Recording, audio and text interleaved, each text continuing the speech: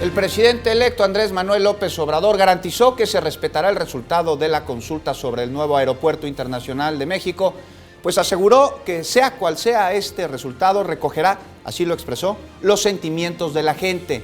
Y tras reiterar la invitación para que los ciudadanos participen en este ejercicio democrático que durará hasta el domingo, López Obrador indicó que esta será su manera de gobernar, es decir, preguntándole a la gente sobre temas de interés público, y en este sentido adelantó que buscará que se modifique la Constitución para que no existan límites en las dinámicas de consulta ciudadana.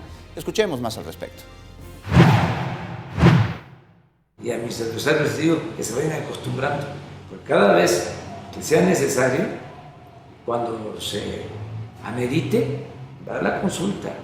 Es más, vamos a reformar la Constitución para que no haya límites y los ciudadanos puedan solicitar cuando haya un tema de interés público que se haga una consulta.